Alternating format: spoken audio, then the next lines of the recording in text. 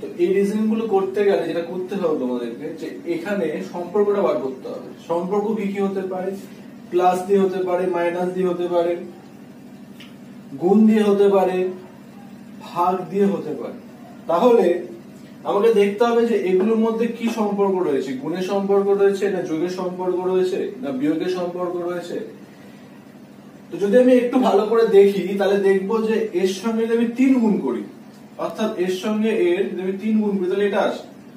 আবার এর সঙ্গে যদি আমি 3 গুণ করি তাহলে এইটা আসে।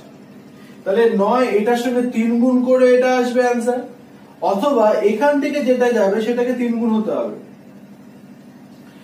এবারে আমি যদি এর সঙ্গে 3 গুণ করি তাহলে কিন্তু আমার অ্যান্সার যেটা আসা উচিত, যে 3 4 12, 3 9 27 28, 3 5 15 আর 2 হচ্ছে 17, 1782। কিন্তু এই অপশনটা কিন্তু এখানে কোথাও নেই,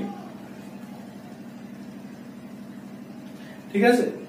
যেই কারণে আমি এবার দেখি যে 66 কে 3 দিয়ে ভাগ করি, তো 66 কে যদি 3 দিয়ে ভাগ করি তাহলে আমার অ্যান্সার কত আসছে এখানে? তাহলে কি বললাম, তাহলে কি দাঁড়ালো না, 22 এর সঙ্গে 3 গুণ করলে 66 হবে, 66 এর সঙ্গে 3 গুণ করলে 198 হবে, 198 এর সঙ্গে 3 গুণ করলে 594 হবে। তাহলে অ্যান্সার এখানে কি হবে? 22।